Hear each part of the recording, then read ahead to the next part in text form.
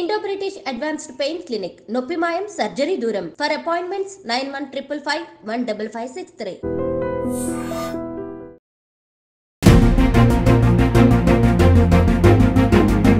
తమిళ star Dhanush ఆయన భార్య ఐశ్వర్య విడిపోయారు. కోర్టు వారికి విడాకులు మంజూరు చేసింది. దీంతో వారి 20 ఏళ్ల వివాహ బంధానికి తెరపడింది. ఇలా వీరికి విడాకులు వచ్చేసాయో లేదో ఇంకొక వైపు ఐశ్వర్యరాయ్ అభిషేక్ బచ్చన్ విడాకుల వ్యవహారం కూడా తెర మీదకి వచ్చింది. ఇలా సెలబ్రిటీ కపుల్ ఒకరి తర్వాత ఒకరి డివోర్స్ వ్యవహారం అనేది రోజు వార్తల్లోకి వస్తుంది. ఏఆర్ రెహమాన్, సైరా భాను విడాకులు, గ్రే హెయిర్ విడాకులు, డివోర్స్ అంటారు దీన్ని అని ఇప్పటికే చర్చ జరుగుతోంది. ఇంకొక వైపు ఇలా ఒకరి తర్వాత ఒకరు మరొకరి పేర్లు డివోర్స్ విషయంలో బయటికి వస్తూనే ఉన్నాయి. అందరికీ నమస్కారం, నేను స్వరూపపట్లపల్లి. Welcome to I dream. ప్రస్తుతం నాతో పాటు motivational speaker, life coach Ramaseetha గారు ఉన్నారు. ఆవిడతో మాట్లాడదాం. ముఖ్యంగా ఈ సెలబ్రిటీస్ విడాకులు అనేవి సామాన్యులకి ఎలాంటి మెసేజ్ ఇస్తాయి, వారిని మనం ఏ విషయాల్లో ఇన్స్పిరేషన్ గా తీసుకోవాలి, ఐకానిక్ గా చూడాలి అనేది మేడం అడిగి తెలుసుకుందాం. మేడం నమస్తే. నమస్తే. 2022లో ప్రకటించారు ధనుష్ తన భార్య ఐశ్వర్య తోటి తాను విడాకులు తీసుకోబోతున్నాను అని. మధ్యలో వీళ్ళిద్దరూ కూడా 3 సార్లు కోర్టు విచారణకు హాజరు కాలేదు. ఆ తర్వాత ఇక మేమిద్దరం కలిసి ఉండలేమని ఇద్దరు చెప్పడంతో నవంబర్ 27న చెన్నై ఫ్యామిలీ కోర్టు వీళ్ళిద్దరికి డివోర్స్ ఇచ్చేసింది మేడం. ఇంకా అయితే ఎంత ఈజీగా వివాహ బంధాన్ని తెంపుకుంటున్నారు అని బయట వాళ్ళు అనుకోవచ్చు, కానీ వాళ్ళ ఇష్యూస్ ఎలా ఉంటాయంటారు మేడం? మనం ఆలోచించాల్సిన విషయం, ఫస్ట్ థింగ్, ఎవరు విడాకులు తీసుకున్నారు అన్న వార్త విన్నా కూడా నా వరకు నాకు అనిపిస్తుంది it's not a good news, నిజం చెప్పాలంటే, రైట్? బట్ ఐ థింక్ వాళ్ళ వైపు నుంచి మనం ఆలోచిస్తే కొన్ని సంవత్సరాలు కలిసి ఉన్న తర్వాత ఫ్యామిలీ లైఫ్ వదులుకొని, మేబీ ఇప్పుడు మీరు అన్నట్లు ధనుష్, ఐశ్వర్య అంటే ఆల్మోస్ట్ 20 years వాళ్ళు కలిసి ఉన్నారు, రైట్? లవ్ మ్యారేజ్ కూడా వాళ్ళది. మంచి లైఫ్ లీడ్ చేశారు. 2 పిల్లలు ఉన్నారు, మగ పిల్లలు ఉన్నారు. ఐ థింక్ యాత్ర, లింగ అని పేరు అనుకుంటాను. సో మంచి లైఫ్ లీడ్ చేస్తూ ఉన్నారు, హ్యాపీగా ఉన్నారు ఎన్ని సంవత్సరాలు అని అనుకుంటున్నారు, అంతే కదా? మనలాంటి వాళ్ళు వాళ్ళు హ్యాపీగా ఉన్నారు అని మనం అనుకుంటాం. మనం ఇన్ని సంవత్సరాల తర్వాత ఆల్ ఆఫ్ ఏ సడన్ ఒక 2022లో ఐ థింక్ 2 years బ్యాక్ ఎప్పుడైతే ఆ న్యూస్ బయటకు వచ్చిందో వాళ్ళు విడాకులకు అప్లై చేశారు అని చెప్పేసి, it was a shocking news maybe చాలామందికి, ఎందుకిలా అని. అలా ఆలోచిస్తే ఏమనిపిస్తుంది అంటే 2 రకాలుగా మనం అనుకోవచ్చు. ఇన్ని సంవత్సరాలు హ్యాపీగా ఉండి ఆల్ ఆఫ్ ఏ సడన్ ఏమైంది వీళ్ళకి అని అనుకోవచ్చు కదా. అట్లా కాకుండా ఇంకో రకంగా ఆలోచిస్తే మేబీ ఇన్ని సంవత్సరాలు వాళ్ళు కాంప్రమైజ్ అయ్యి ఉన్నారేమో, ఇప్పుడు ఏమన్నా అవకాశం వచ్చిందేమో, సో ఎవరికి వాళ్ళు హ్యాపీగా బతుకుదామని నిర్ణయించుకున్నారేమో. ఇది కూడా అయి ఉండొచ్చు కదా. ఆల్వేస్ కాయిన్కి ఎప్పుడు 2 sides ఉంటాయి. మనం ఎప్పుడు ఒకవైపే చూస్తాం, సెకండ్ సైడ్ కూడా చూడాలి కదా. సో వాళ్ళు సెలబ్రిటీస్ కాబట్టి వాళ్ళు ఒక రోల్ మోడల్ లాగా ఉండాలి అని ఆల్మోస్ట్ అందరం ఎక్స్పెక్ట్ చేస్తాం. That is nothing wrong. ఎందుకంటే వాళ్ళు చేసిన ప్రతి ఒక్కటి ఫాలో అయ్యే ఫ్యాన్స్ ఉంటారు, మా వాళ్ళని రోల్ మోడల్స్గా తీసుకునే వాళ్ళు ఉంటారు. సో ధనుష్ ఇట్లా, లేకపోతే ఐశ్వర్య ఇట్లా, అట్లా ఉండాలి. ఆమె చాలా టాలెంటెడ్, రైట్? సినిమాలు డైరెక్ట్ చేసింది, ఈవెన్ ఆమె హస్బెండ్ సినిమా డైరెక్ట్ చేసింది, వాళ్ళ ఫాదర్ సినిమా డైరెక్ట్ చేసింది. So she is talented. So ఆమె టాలెంట్కి అట్రాక్ట్ అయ్యే వీళ్ళు ఉంటారు, రోల్ మోడల్గా తీసుకునే వాళ్ళు కూడా ఉంటారు. Dhanush is a very good actor, నాకు కూడా చాలా ఇష్టం. చాలా మంచి మంచి సినిమాలు ఉన్నాయి. సో ఆ సినిమా అవి చూసినప్పుడు ఇలా ఉండాలి ధనుష్ లాగా అనుకునే వాళ్ళు కూడా ఉంటారు. బట్ ఎప్పుడైతే పర్సనల్ లైఫ్కి వచ్చామో, నేను అనుకుంటాను మనం ఒకళ్ళని ఫాలో కావడం కావచ్చు, ఒకళ్ళని రోల్ మోడల్స్గా తీసుకోవడం కావచ్చు, ఏదైనా కూడా వాళ్ళ పర్సనల్ లైఫ్ ఏంటో మనకి తెలియదు. ఎవ్రీథింగ్ మనకి ఆన్ స్క్రీన్ కనపడదు. ఆన్ స్క్రీన్ ఒకటి కనిపిస్తుంది, బ్యాక్ ఆఫ్ ది స్క్రీన్ వేరే ఉంటుంది. సో వాళ్ళ పర్సనల్ లైఫ్లో వాళ్ళు ఎట్లాంటి సిచ్యుయేషన్స్ అండర్గో అయ్యారో, వాళ్ళల్లో వాళ్ళకి ఏం డిఫరెన్సెస్ వచ్చినాయో we don't know, right? So ఆ విషయంలో రోల్ మోడల్స్గా తీసుకోవడం అనేది ఎంతవరకు కరెక్ట్ అనేది నేను అందరు ఫ్యాన్స్కి క్వశ్చన్ వేస్తాను, రైట్? ఆలోచించాలి.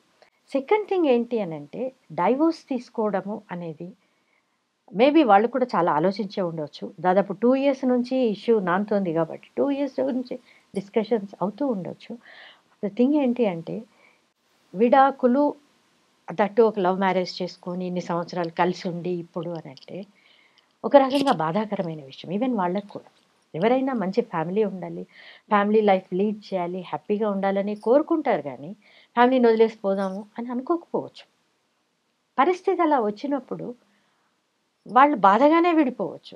సో దానికి చాలా కలర్స్ ఇచ్చి చా మీడియాలో కావచ్చు, ఇంకో చోట కావచ్చు, ఎక్కడ చూసినా అదే న్యూస్ ఇచ్చి వాళ్ళ పర్సనల్ లైఫ్ కావచ్చు, వాళ్ళ దాన్ని ఏమంటారు, వాళ్ళ freedom, right? There is a saying, your freedom ends where my nose begins అని. సో అట్లాగే వాళ్ళ పర్సనల్ లైఫ్లో మనం తొంగి చూడాల్సిన అవసరం అనేది లేదు అని నేను అనుకుంటాను. పాపం వాళ్ళు ఏదో కష్టపడ్డారు, వాళ్ళు ఏం బాధలు పడ్డారో మనకు తెలియదు, వాళ్ళ డిఫరెన్సెస్ ఏంటో మనకు తెలియదు. మేబీ చాలా వస్తాయి, వేరే రిలేషన్షిప్స్ ఉండొచ్చు, ఉండకపోవచ్చు, రూమర్స్ అనేవి వస్తూనే ఉంటాయి. ఇవన్నిటి గురించి ఆలోచించకుండా వాళ్ళ లైఫ్ని వాళ్ళని వదిలేస్తే బెస్ట్, ఆ personal life. So let them lead their life. So ఎంతవరకు మనకు కన్సర్న్, ఆన్ స్క్రీన్ మనకు కన్సర్న్, రైట్? సో అలా ఉండదు. వాళ్ళు ఎందుకు విడిపోయారు, ఏం చేశారు, రియల్ ఎక్కడ చూసినా ఇదే న్యూస్ కనిపిస్తుంది. వాళ్ళు ఇట్లా, వీళ్ళు ఇట్లా, వీళ్ళనే కాదు, ఈ మధ్య చాలా వింటున్నాం మనం, చాలా వింటున్నాం. మీరు అన్నారు ఇంకో కపుల్ అని చెప్పి. Yes madam, Bollywood star couple Abhishek Bachchan అలాగే ఐశ్వర్య రాయ్, వీళ్ళిద్దరు కూడా త్వరలో విడిపోబోతున్నారు. అంటే ఎలాంటి అనౌన్స్మెంట్ అయితే ఏదీ లేదు, వాళ్ళు ఎక్కడ లీగల్గా కూడా లాయర్స్ని కానీ ఎవరిని అప్రోచ్ అయినట్టుగా కూడా కనిపించట్లేదు. కాకపోతే వాళ్ళ బిహేవియర్ని కెమెరాలు ఎప్పుడు మీడియా వెంటాడుతూనే ఉంటుంది కాబట్టి, ఫాలో అవుతూనే ఉంటుంది కాబట్టి కొన్ని ఆ డౌట్స్ రేకెత్తిస్తూ ఉంటాయి. ముఖ్యంగా మేడం, భార్యాభర్తల మధ్యకి, ఒక జంట మధ్యకి గాలి దూరినా కానీ కష్టమేనంటారు. అలాంటిది ఇంకొక మహిళ లేదంటే ఇంకెవరో థర్డ్ పర్సన్ వస్తే మాత్రం ఆ బంధం ఎక్కువ రోజులు నిలవలేదనే చెప్పొచ్చు. మరి ఇప్పుడు ఏం కారణాలు ఉండి ఉండొచ్చు అంటారు ఈ అభిషేక్ బచ్చన్ ఐశ్వర్య రాయ్కి సంబంధించి? మీరు అన్నట్లు వీళ్ళది న్యూస్ చాలా రోజుల నుంచి వింటున్నాం మనము, చాలా చోట్ల కనిపిస్తుంది.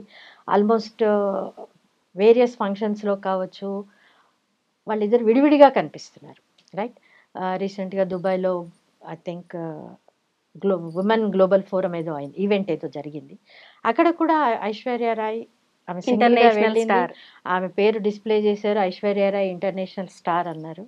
సో క్లియర్గా అక్కడ కనిపించింది, ఎందుకంటే ఇంతకు ముందల్లా ఆమె పేరు పక్కన బచ్చన్ ఉండేది, ఐశ్వర్య రాయ్ బచ్చన్ అని. అలాగే మనం దాదాపు కొన్ని సంవత్సరాలుగా చూస్తున్నాం. ఇప్పుడు ఆమె పేరుకి పక్కన బచ్చన్ కనపడట్లేదు, ఆమె పక్కన కూడా బచ్చన్ కనపడట్లేదు. పర్సనల్గా ఎక్కడ చూసినా సింగిల్గా లేదా ఆమె డాటర్ తోటి కనిపిస్తుంది. వేరియస్ ఫంక్షన్స్లో వీడియోస్ చూస్తున్నాము. మేబీ డిఫరెన్సెస్ ఉండొచ్చు, బట్ రూమర్స్ అయితే చాలా వస్తున్నాయి, వాళ్ళిద్దరు మధ్య డిఫరెన్సెస్ చాలా వచ్చినాయి, విడిపోబోతున్నారు అని. అఫ్కోర్స్ వాళ్ళ వైపు నుంచి ఎలాంటి కన్ఫర్మేషన్ కానీ డిక్లరేషన్ కానీ లేదు. బట్ రూమర్స్ ఏంటి అని అంటే తను ఇంకొక అమ్మాయితోటి, ఇంకొక నటితోటి రిలేషన్షిప్లో ఉన్నారని, ఈవెన్ ఈమె కూడా ఇంకొకళ్ళతోటి రిలేషన్షిప్లో ఉన్నారని రూమర్స్ అయితే ఉన్నాయి. ఎంతవరకు నిజం అనేది we don't know. But thing ఏంటంటే ఇందాక మనం మాట్లాడుకున్నట్లుగా this is their personal life, right?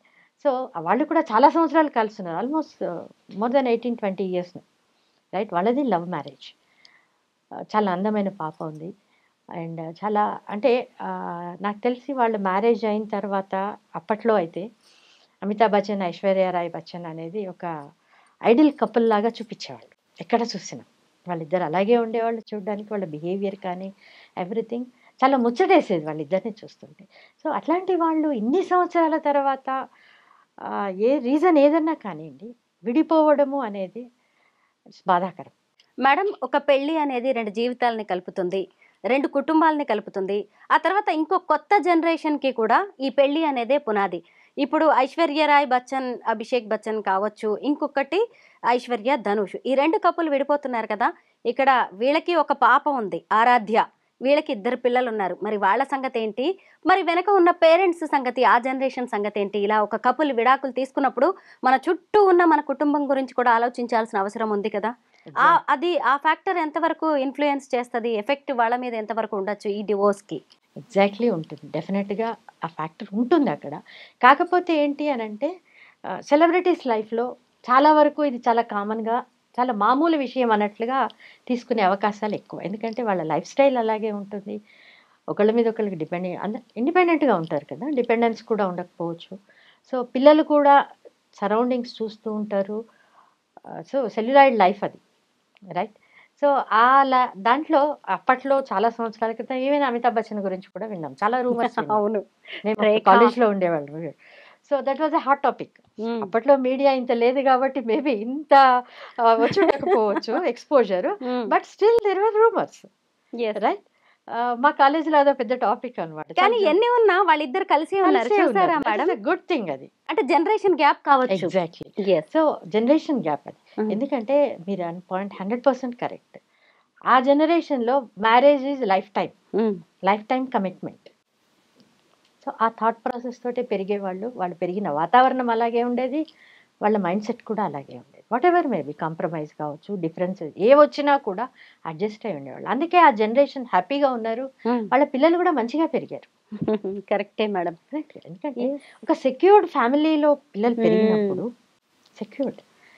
ఇప్పుడు డైవోర్స్ తర్వాత మళ్ళీ వీళ్ళకి ఫ్యామిలీస్ రావచ్చు డెఫినెట్గా, రైట్. బట్ ఈ పిల్లలు కూడా బాగానే పెరుగుతారు, నో డౌట్. బట్ స్టిల్ సైకలాజికల్గా వాళ్ళల్లో ఒక అభద్రతా భావం, ఇన్సెక్యూరిటీ ఫీలింగ్ అనేది ఉంటుంది. మదర్ ఉంటుంది, ఫాదర్ ఎవరు, ఫాదర్ అనొచ్చో అనకూడదో తెలియదు, ఇంకెక్కడో ఫాదర్ ఉంటారు, అవునా? లేకపోతే మదర్, ఇంకో మదర్ వస్తారు సడన్గా. ఇవన్నీ అడ్జస్ట్మెంట్స్ అనేది మేబీ అడ్జస్ట్ అవుతారు, ఎందుకంటే దిస్ ఇస్ లైఫ్, వాళ్ళ లైఫ్ అలా ఉంటుంది కాబట్టి అడ్జస్ట్ కావచ్చు. బట్ స్టిల్ సైకలాజికల్గా వాళ్ళకి ఆ ఇన్సెక్యూరిటీ ఫీలింగ్, ఆ లోన్లీనెస్, లేకపోతే ఫాదర్కి దూరం అయిన ఫీలింగ్, లేదా మదర్కి దూరం కావడము, ఇవన్నీ కూడా డెఫినెట్గా వాళ్ళని ఎఫెక్ట్ చేస్తాయి. సేమ్ థింగ్ వాళ్ళ ఫ్యూచర్లో కూడా ఇలాగే జరిగే అవకాశం ఉండవచ్చు. ఎందుకంటే పేరెంట్సే రోల్ మోడల్స్ ఎవరికైనా కూడా, యాక్సెప్ట్ చేసినా చేయకపోయినా చిన్నప్పటి నుంచి చూస్తుంటారు కాబట్టి పేరెంట్స్ని చూసి నేర్చుకుంటారు. సో డెఫినెట్గా ఉంటుంది. కాబట్టి అంటే వీళ్ళ లైఫ్ ఇలా ఉంది, మేబీ వీళ్ళు కూడా ఆలోచించి ఉండొచ్చు, అందుకే ఇన్ని సంవత్సరాలు టైం తీసుకున్నారేమో. ఒకవేళ వాళ్ళ వైపు నుంచి ఆలోచిస్తే వాళ్ళు కరెక్ట్ కావచ్చు. మేడం, డివోర్స్ తీసుకున్నారు, వాట్స్ నెక్స్ట్ అన్నప్పుడు మళ్ళీ పెళ్ళి అనే ఆన్సర్ టక్కున వచ్చేస్తుంది. మనం ఇక్కడ సమంత, నాగ చైతన్య గురించి మాట్లాడుకోవాలి మేడం. వాళ్ళిద్దరు కూడా ఎంతో ఇష్టపడి పెళ్లి చేసుకున్నారు. హిందూ సంప్రదాయం ప్రకారం పెళ్లి చేసుకున్నారు, క్రిస్టియన్ సంప్రదాయం ప్రకారం పెళ్లి చేసుకున్నారు. అంటే ఏ సంప్రదాయాల ప్రకారం పెళ్లి చేసుకున్నా మనసులు కలవనప్పుడు, అండర్స్టాండింగ్ లేనప్పుడు, రాజీ పడే తత్వం లేనప్పుడు ఎవరిని ఏది కూడా కలిపి ఉంచలేదు. ఇక్కడే మనకు అర్థమవుతుంది. ఆ తర్వాత ఏమైంది మేడం? సరే, సమంత తన కెరీర్ ఏదో తను చూసుకుంటోంది, ఇక్కడ శోభితతో అతనికి పెళ్ళవుతోంది. ఇలా రెండో పెళ్లికి అంటే ఇంకొక దానికి వెళ్లాల్సిన అవసరం ఖచ్చితంగా ఉందంటారా ఎవరికైనా సరే? It depends. Yes, depends on their personal perceptions, personal opinions అనమాట. మనం దీన్ని జనరలైజ్ చేయలేం. అంటే ఇంకొక దానికి వెళ్ళినప్పుడు కూడా మళ్ళీ అక్కడ ఇష్యూస్ ఎలా ఉంటాయి? ఫస్ట్ దాన్ని కూడా మనం నిలబెట్టుకోలేనప్పుడు, అలాగని ఫస్ట్ది మనం ఇదైపోయాము అని చెప్పేసి సెకండ్ది కూడా అలాగే ఉంటుందని కూడా నెగిటివ్ గా చూడాల్సింది లేదు కదా. నెగిటివ్గా చూడాల్సిన అవసరం లేదు. బట్ స్టిల్ ఇన్ని సంవత్సరాలు కలిసి ఉండి ఒక వ్యక్తితో ఉండి కూడా డిఫరెన్సెస్ వచ్చి, లేదా అడ్జస్ట్ కాలేక కావచ్చు, what ever maybe the reason, దూరం విడిపోయినప్పుడు ఇంకొక కొత్త వ్యక్తితో కలిసి మళ్ళీ లైఫ్ స్టార్ట్ చేయాలనుకున్నప్పుడు ఎంతవరకు కలిసి కాంప్రమైజ్ కాగలుగుతారు? లైఫ్లో ఎప్పుడైనా 2 ఇండివిజువల్స్ కలిసి ఉండాలి, మ్యారేజ్ చేసుకొని ఉండడము అనేది కాంప్రమైజ్ అన్న వర్డ్ లేకుండా సాధ్యం కాదు, ఎట్టి పరిస్థితుల్లోనూ కాదు. ఎందుకంటే వీళ్ళిద్దరు 2 ఇండివిజువల్స్, 2 డిఫరెంట్ ఫ్యామిలీస్ నుంచి వచ్చారు, 2 డిఫరెంట్ అట్మాస్ఫియర్లో పెరుగుంటారు. పెరిగిన వాతావరణం వేరుంటుంది, వాళ్ళిద్దరి ఆలోచన విధానాలు వేరే ఉంటాయి, లైఫ్ స్టైల్ వేరే ఉంటుంది, ఎవ్రీథింగ్ డిఫరెంట్. ఒక ఇద్దరు ఇండివిజువల్స్ అంటే 2 డిఫరెంట్ వరల్డ్స్ ఒక దగ్గరికి వచ్చినప్పుడు ఖచ్చితంగా క్లాషెస్ ఉంటాయి. సో అవి ఒకళ్ళకొకళ్ళు అడ్జస్ట్ చేసుకోవడము, ఒకళ్ళ మీద ఒకళ్ళ నమ్మకము, trust is the foundation for relationship. Marriage strengthen కావడానికైనా, నిలబడడానికైనా ఒకళ్ళ మీద ఒకళ్ళకి ప్రేమ, నమ్మకం, ట్రస్ట్ చాలా అవసరం. నాకు తెలిసి ఈ విడిపోవడాలు ఎందుకు జరుగుతాయి అంటే, ప్రేమ కూడా ఉండవచ్చు, బట్ ట్రస్ట్ కోల్పోతారు. వాళ్ళ ప్రవర్తన వల్ల కావచ్చు, వేరే ఏదన్నది కావచ్చు, ఒకళ్ళ మీద ఒకళ్ళకి ట్రస్ట్ అనేది బీటలు వారుతుంది. దాంతో ఏమవుతుంది అంటే డిఫరెన్సెస్ మొదలైతాయి, తూతూ మై రైట్. ఈగో క్లాషెస్ వస్తాయి, ఇండిపెండెంట్గా ఉంటారు. ఎవరి మీద డిపెండెన్స్ కాదు కదా. ఎస్పెషల్లీ సెలబ్రిటీస్ లైఫ్ స్టైల్ చూసినప్పుడు వాళ్ళేం డిపెండెన్స్ కాదు. నార్మల్ పీపుల్ అయితే మేబీ డిపెండెన్స్ ఉండొచ్చు, ఇంకేదన్నా రీజన్స్ ఉండొచ్చు, కాంప్రమైజ్ కావచ్చు. వీళ్ళ దగ్గరకు వచ్చేసరికి ఇండిపెండెంట్గా ఉంటారు, కాంప్రమైజ్ కావాల్సిన అవసరం లేదు అని ఫీల్ అవుతారు. అందుకే టక్మని విడిపోతారు. మేడం ఇక్కడ చూసినప్పుడు మనం ఐశ్వర్య, ఇద్దరు ఐశ్వర్యలే, అలాగే సమంత, వీళ్ళు ఈ ముగ్గురు ఆడవాళ్ళని చూసినప్పుడు చాలా స్ట్రాంగ్ పర్సనాలిటీస్ మేడం. వాళ్ళకంటూ ఓన్ ఐడెంటిటీ ఉంది, వాళ్ళకంటూ ఒక సెల్ఫ్ ఫినాన్షియల్ ఇండిపెండెన్స్ ఉంది. ఇలా అన్ని రకాలుగా వాళ్ళకి వాళ్ళు ఉన్నారు. ఈ ఈ థర్డ్ వ్యక్తి ఎంట్రీ కావచ్చు లైఫ్లో, లేదంటే ఈ హెరాస్మెంట్ లాంటివి మహిళకి ఇప్పుడే కాదు పాతకాలం నుంచి ఉంది. అయినా సరే కలిసే ఉండేవాళ్ళు, విడాకుల ప్రస్తావనే వచ్చేది కాదు. ఎక్కడ మార్పు జరుగుతోంది మేడం? ఆడవాళ్ళలో ముఖ్యంగా ఎక్కడ తేడా వచ్చిందంటారు? పాతకాలం అని మీరు అన్నారు కాబట్టి మనం అక్కడి నుంచి మాట్లాడితే, పాతకాలంలో మ్యారేజ్ అనేది లైఫ్ టైం కమిట్మెంట్ అట్లాగే పెరుగుతుంది. చిన్నప్పటి నుంచి పెళ్ళి అయ్యేటప్పుడు కూడా, అత్తగారింటికి పంపించేటప్పుడు కూడా మదర్ ఏం చెప్తుంది అమ్మాయి కోడలికి, అక్కడ ఎట్లా ఉన్నా నువ్వు అడ్జస్ట్ కావాలి. సో నీ లైఫ్ అక్కడే ఉంటుంది. ఇప్పటిదాకా పుట్టింట్లో ఉన్నావు ఇన్ని సంవత్సరాలు, ఇక నుంచి నీ లాస్ట్ మినిట్ దాకా అత్తగారిల్లే నీకు, అవును, ఎప్పుడు వెనక్కి రావద్దు, రైట్? ఇట్లాంటివి నేర్పించారు అప్పుడు. సో వీళ్ళ మైండ్ సెట్ ఏంటి అంటే ఆ రకంగా తయారైంది లేడీస్కి. మోర్ ఓవర్ పాతకాలంలో లేడీస్కి ఫైనాన్షియల్ ఇండిపెండెన్స్ లేదు. మోస్ట్లీ వాళ్ళు డిపెండెంట్స్గా ఉండేవాళ్ళు. సో డెసిషన్ మేకర్స్ కూడా కాదు వాళ్ళు చాలా వరకు. ఎందుకంటే వాళ్ళకి ఎర్నింగ్ కెపాసిటీ లేనప్పుడు డెసిషన్ మేకింగ్ కెపాసిటీ కూడా ఉండదు న్యాచురల్లీ, రైట్? సో అన్నిటికీ డిపెండ్ అయ్యేవాళ్ళు. చిన్నప్పుడు ఫాదర్ మీద, మ్యారేజ్ అయ్యాక హస్బెండ్ మీద. అట్లాంటి థాట్ ప్రాసెస్తో పెరిగినప్పుడు ఏంటి అని అంటే చాలా వరకు అడ్జస్ట్మెంట్ అనేది వాళ్ళకి అలవాటైపోతుంది. తర్వాత పిల్లలు వస్తారు, పిల్లల గురించి కాంప్రమైజ్ అవుతారు. ఆ కాంప్రమైజ్ అయ్యి అలవాటు పడిపోతారు. వదిలేసి వచ్చేద్దాము అన్న ఆలోచన కూడా ఆ రోజుల్లో ఉండేది కాదు, రైట్? ఎప్పుడైతే ఇండిపెండెంట్గా తయారయ్యారో లేడీస్, ఎస్పెషల్లీ చదువులో కావచ్చు, దేంట్లో అయినా వెళ్ళొచ్చు, జాబ్స్ పరంగా కావచ్చు, ఫైనాన్షియల్ ఇండిపెండెన్స్ ఎప్పుడైతే వచ్చిందో అప్పుడు నేను ఎందుకు కాంప్రమైజ్ కావాలి, వై షుడ్ ఐ అనే క్వశ్చన్ రావడం తప్పేం కదా. ఇట్స్ వెరీ న్యాచురల్, సహజం అది. ఎప్పుడైతే ఇండిపెండెంట్గా ఉంటారో న్యాచురల్లీ వస్తుంది. ఎందుకు కాంప్రమైజ్ అవుతారు? డెఫినెట్గా కాంప్రమైజ్ అవుతారు టు సమ్ ఎక్స్టెంట్. నేను ఇలాగే ఉంటాను అని హస్బెండ్ అన్నప్పుడు వీళ్ళు కాంప్రమైజ్ కావడం అనేది మనం ఎక్స్పెక్ట్ చేయలేం. అదొకటి. సెకండ్ థింగ్ ఏంటి అని అంటే ఈ ఫైనాన్షియల్ ఇండిపెండెన్స్ అనేది ఏ లెవెల్కి పోయింది అని అంటే ఇప్పుడు మనం మాట్లాడుకుంటే ఈవెన్ అమ్మాయి పేరెంట్స్ కూడా ఒకప్పుడు పేరెంట్స్కి అపోజిట్లో చెప్తున్నారు. ఇప్పుడు నువ్వు అక్కడ అడ్జస్ట్ కావాల్సిన అవసరం లేదు, వాళ్ళు చెప్పింది వినాల్సిన అవసరం లేదు. ఏ చిన్న డిఫరెన్స్ వచ్చినా కూడా సర్ది చెప్పాల్సింది పోయి ఎందుకు అవసరం ఏముంది వచ్చేసి చాలామంది వింటున్నాం మనం. సో ఇట్లా కూడా విడాకులకి వాళ్ళు విడిపోవడానికి వాళ్ళు ఒక దారిలాగా ఏర్పరుస్తున్నారు. ఇదివరకేమో కలిసి ఉండాలని చెప్పారు, ఇప్పుడు కలిసి ఉండాల్సిన అవసరం అంతగా లేదు అన్నట్టుగా తయారవుతున్నారు. మా అమ్మాయికి ఏం తక్కువ అనుకుంటున్నారు పేరెంట్స్ కూడా. ఆడపిల్లలు కూడా అలాగే ఉన్నారు. నేను ఒకటే చెప్తాను, 25 ఏళ్లకో 20 ఎప్పటికో మీ హస్బెండ్ మీరు పెళ్లి చేసుకుంటారు. ఇన్ని సంవత్సరాలు హస్బెండ్ ఎక్కడున్నాడు? పేరెంట్స్తో కలిసి ఉన్నాడు, తోడబుట్టిన వాళ్ళతోటి ఉన్నాడు. ఆకాశం నుంచి ఏం ఊడి పడలేదు కదా. ఈరోజు ఈ అమ్మాయి వైఫ్గా వెళ్ళింది కాబట్టి ఇమీడియట్గా వాళ్ళందరినీ వదిలేసి నేను చెప్పినట్టు విను అన్న మెంటాలిటీ ఈ మధ్య ఆడపిల్లల్లో చాలా అవుతుంది. సో అది కూడా కరెక్ట్ కాదు కదా, అర్థం చేసుకోవాలి. హస్బెండ్ని యాజ్ ఇట్ ఈస్, హస్బెండ్ కావచ్చు, వైఫ్ కావచ్చు, స్పౌజ్ని యాజ్ ఇట్ ఈస్గా యాక్సెప్ట్ చేయాలి విత్ ప్లస్లు అండ్ మైనస్. ప్రతి ఒక్కళ్ళలో ఉంటాయి, రెండూ ఉంటాయి. మనం ఏదైతే చూస్తామో మన ఫోకస్ దేని మీద ఉంటుందో అది ఎక్కువ కనిపిస్తుంది మనకి. డెఫినెట్గా నెగిటివ్ వైపు ఎక్కువ చూస్తే నెగిటివ్స్ కనిపిస్తాయి, పాజిటివ్ చూస్తే పాజిటివ్స్ కనిపిస్తాయి. సో ఆల్వేస్ ఏంటి అని అంటే మ్యారేజ్ని, ఆ బంధాన్ని మనం నిలుపుకోవడానికి రెండు వైపుల నుంచి ప్రయత్నం ఉండాలి, రెండు వైపుల నుంచి ఉండాలి. ఈ మధ్యకాలంలో అది తగ్గిపోతుంది అనిపిస్తుంది. ఎస్ మేడం, తగ్గిపోతుంది అనిపిస్తుంది. ఎంతసేపు మనీ ప్లేయింగ్ మేజర్ రోల్. ఎందుకు కలిసి ఉండాలి, నా పట్ల ఎంత సంపాదిస్తున్నాను తూతూ మైమై అంటారు సరే. అది ఎక్కువ అవుతుంది, ఈగో క్లాషెస్ ఎక్కువ అవుతుంది. సో ఈగో తీసేసి డబ్ల్యూ పెట్టామనుకోండి, వీగో అనుకున్నాం అనుకోండి, హ్యాపీగా. ఎస్ మేడం, నైస్, చాలా బాగా చెప్పారు. ఎందుకంటే వీళ్ళిద్దరి గొడవల మధ్య పిల్లల లైఫ్ ఎఫెక్ట్ అవుతుంది, చాలా ఎఫెక్ట్ అవుతుంది. సైకలాజికల్గా చాలా డిస్టర్బ్ అవుతారు వాళ్ళు. మేబీ వాళ్ళ డెసిషన్ ఏమి ఉండదు కదా పేరెంట్స్ విడిపోవడంలో కానీ కలిసి ఉండడంలో కానీ. ఇప్పుడు థింగ్ ఏంటంటే పేరెంట్స్ డెసిషన్ వాళ్ళ లైఫ్ని ఎఫెక్ట్ చేస్తే డెఫినెట్గా వాళ్ళ థాట్ ప్రాసెస్ మారడము, కొంతమంది పిల్లలు నెగటివ్గా తయారు కావచ్చు, సొసైటీకి భారంగా తయారు కావచ్చు. కరెక్టే పిల్లలు మేడం. చాలా ఎఫెక్ట్ అవుతున్నారు. సామాన్యులకి సంబంధించి అయినా సెలబ్రిటీస్కి సంబంధించి అయినా సరే మ్యారేజ్ డివోర్స్ కలిసి ఉండడము అనేది వాళ్ళ వ్యక్తిగత వ్యవహారం. మన కోసం అని చెప్పేసి వాళ్ళని మారమని కోరే హక్కు ఎవరికీ లేదు. అలాగే ఇంకొక విషయం ఏంటంటే సెలబ్రిటీస్ కదా, సినిమా స్టార్స్ కదా అని వాళ్ళని కూడా బ్లైండ్గా ఎవరు ఫాలో అవ్వాల్సిన అవసరం అయితే లేదు. మేడం పెళ్లి గురించి అలాగే డివోర్స్ గురించి చాలా మంచి అనాలిసిస్ ఇచ్చారు. Thank you so much. Thank you.